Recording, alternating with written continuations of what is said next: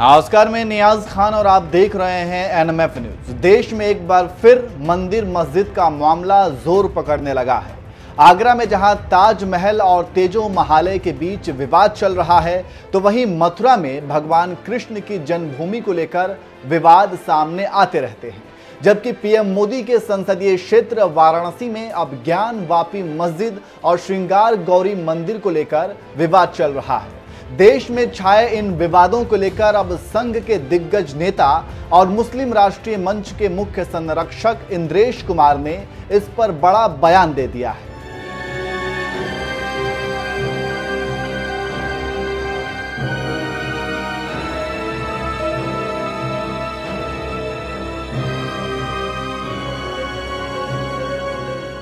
महादेव की नगरी काशी में स्थित ज्ञान वापी मस्जिद में लगातार 3 दिनों तक कोर्ट के आदेश पर सर्वे कराया गया और इस सर्वे के दौरान हिंदू पक्ष ने दावा किया है कि वजू करने वाले तालाब में 12 फुट व्यास का शिवलिंग मिला है, जिसके बाद तालाब को सील कर दिया गया है और सर्वे की रिपोर्ट मंगलवार को कोर्ट में पेश की जाएगी। देश में छाए इस तरह के विवाद के बीच आरएसएस के वरिष्ठ नेता इंद्रेश कुमार ने एक बड़ा बयान देते हुए कह दिया कि लोग इन जगहों के बारे में सच्चाई जानना चाहते हैं, क्योंकि उन्हें लगता है कि इस देश को सही दिशा हासिल करने में मदद मिलेगी। ये किसी के प्रति द्वेष या किसी राजनीति के कारण नहीं है। लोग इन जगहों की सच्चाई जानना चाहते हैं। ज्ञान व्यापी को लेकर, कहीं आगरा को लेकर, कहीं कृष्ण जन्मभूमि को लेकर, कहीं देश में अन्य अनेक स्थानों को लेकर, कहीं ताजमहल को लेकर, केवल भारत में नहीं विश्व में अन्य अनेक ऐसे स्थान हैं जहां दुनिया में ये चर्चा चली है इन स्थानों का सत्य क्या है। सब ये सत्य जानना चाहते हैं। इसलिए नहीं कोई द्वेष है, इसलिए नहीं कोई हिंसा है, इसलिए नहीं है कोई राजनीति है। सामान्य लोग ये चाहते हैं कि जितना सच और सही पता होगा देश उतना ठीक रास्ते पर जाएगा। और इसलिए मैं देश के सब लोगों को, किसी भी जाति के हैं, किसी भी पंथ के हैं, किसी भी पार्टी के हैं, किसी भी भाषा के, किसी के भी सूबे के हैं, उन्होंने इस बात का स्टैंड लेना चाहिए। जहां पर भी ऐसे विवाद हैं उनका सत्य और सही जानने में कोर्ट को मदद करनी चाहिए और वो सबके सामने आना चाहिए। सत्य और सही जानने के बाद निर्णय क्या करना, थ्रू डायलॉग उसके फिर डिसीजन होंगे, कोर्ट से डिसीजन होंगे, ये सच है। आरएसएस से जुड़े मुस्लिम राष्ट्रीय मंच के मुख्य संरक्षक इंद्रेश कुमार ने लोगों से अपनी जाति, समुदाय, क्षेत्र, धर्म और पार्टी से ऊपर उठने और ऐसे विवादों के बारे में सच्चाई सामने लाने में कोर्ट की मदद करने की अपील की है।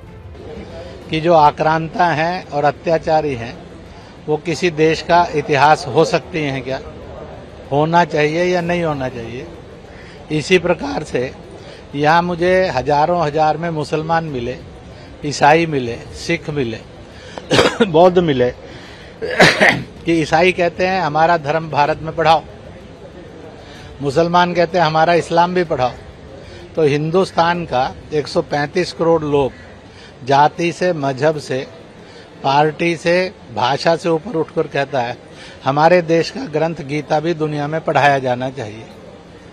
और इसलिए ऐसे सब प्रश्नों को झगड़े का न बनाकर संजीदगी से सोचा जाए। इसी प्रकार से आप देखेंगे कितने ही भारत के महापुरुष, विवेकानंद होंगे, गुरु नानक देव होंगे, महामती प्राणनाथ होंगे, अपने लाला हरदयाल होंगे, सावरकर होंगे, अंबेडकर होंगे और स्वामी रामतीर्थ होंगे, खुदीराम बोस होंगे, इसी तरह से सरदार उधम सिंह होंगे। ऐसी एक बड़ी श्रृंखला है। कोई इंग्लैंड में रहा, कोई मैक्सिको रहा, कोई मुस्लिम देशों में रहे। क्या ये सारे वहाँ के इतिहास के महापुरुष हैं? इनको इतिहास का महापुरुष, जबकि ना ये विध्वंसक थे ना आक्रांता थे, ये तो फॉर वेलफेयर वहाँ गए। इनके डायलॉग भी सारे के सारे वेलफेयर हैं।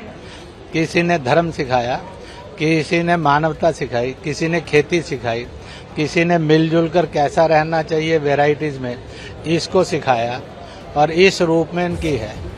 आरएसएस नेता इंद्रेश कुमार ने अपने बयानों में साफ कर दिया है कि न सिर्फ ज्ञानवापी मस्जिद के सच से पर्दा उठना चाहिए, बल्कि ताजमहल और श्री कृष्ण जन्मभूमि से जुड़े विवादों से भी पर्दा उठना चाहिए और सच सामने आना चाहिए।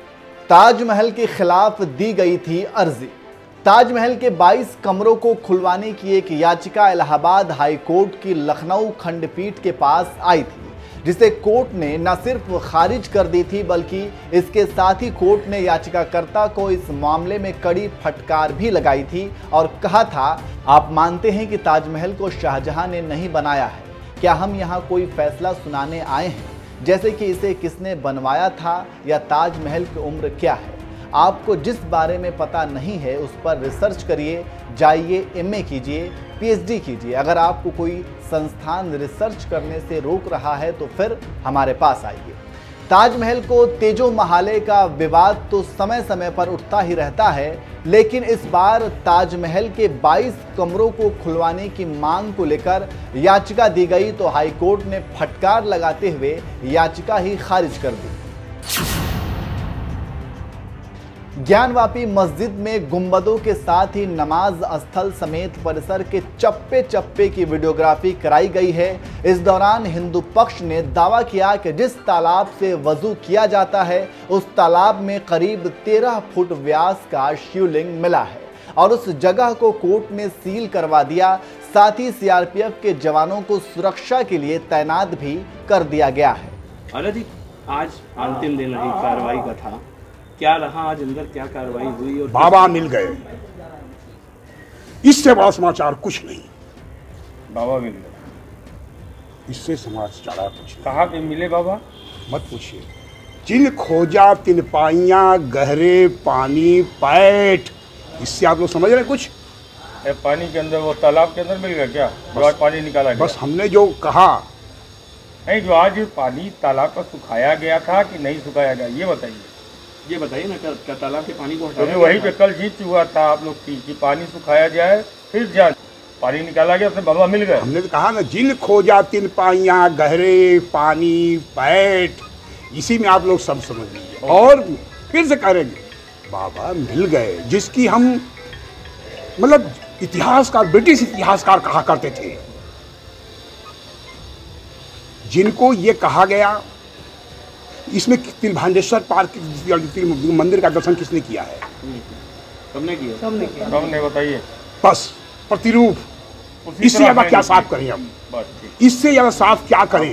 काला पत्थर, ये हम नहीं कह रहे हैं, पुरातत्व विभाग आया, इससे ज्यादा कुछ नहीं कर सकते। पुरातत्व विभाग ने दिया था जी, डीएम को बस समझ लिए, बस इससे ज्यादा।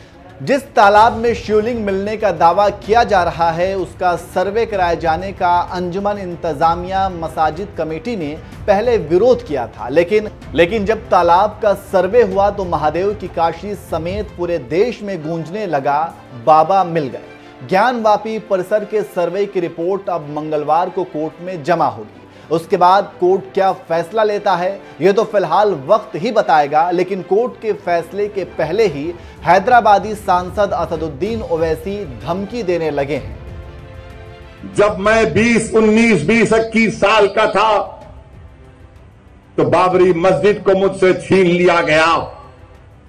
अब हम वही 19, 20 साल के बच्चों की आंखों के सामने दोबारा मस्जिद को नहीं खोएंगे इंशाअल्लाह ताला। क्या आप तमाम लोग अहद लेते हैं कि हम कोई मस्जिद को नहीं खोएंगे? क्या आप अहद लेते हैं कि अब हम कोई मस्जिद को नहीं खोएंगे? अगर अहद लेते हैं तो हाथ उठाकर कहिए नारे तकबीर, नारे तकबीर। इनको पैगाम मिलना चाहिए, मस्जिद को अब हम नहीं खोएंगे। तुम्हारे दिल फरेब और हथकंडों से हम जान चुके तुम्हारे हथकंडों को। और अल्लाह के रसूल सल्लल्लाहु अलैहि वसल्लम का हदीस शरीफ है कि मोमिन वो है जो 2 बार एक सुराख से नहीं डसा जाता। अब हम दोबारा नहीं इनको डसने देंगे। मस्जिद है और रहेगी इंशाअल्लाह ताला सुबह क़यामत तक। ज्ञानवापी मस्जिद मस्जिद थी और जब तक अल्लाह दुनिया को कायम रखेगा मस्जिद रहेगी इंशाअल्लाह ताला। असदुद्दीन ओवैसी भले ही कितना चीख लें चिल्ला लें, लेकिन अब जब मामला कोर्ट में चल ही रहा है तो कोर्ट के फैसले का इंतजार किया जाना चाहिए। आपको बता दें कि कमिश्नर की अगुवाई में 52 संसदीय टीम ने परिसर के तहखाने से लेकर ऊपरी हिस्से तक सर्वेक्षण किया। हालांकि 3 दिन तक चले इस सर्वे में तीसरे दिन सूचनाएं लीक करने के आरोप में एक सदस्य को हटा भी दिया गया। वहीं मीडिया रिपोर्ट्स के मुताबिक सर्वे में हिंदू पक्ष ने संस्कृत श्लोक, दिया रखने की जगह, शिवलिंग, स्वास्तिक, प्राचीन शिलाएं मिलने का दावा किया है। अब देखना यह है कि मंगलवार को कोर्ट में क्या होता है।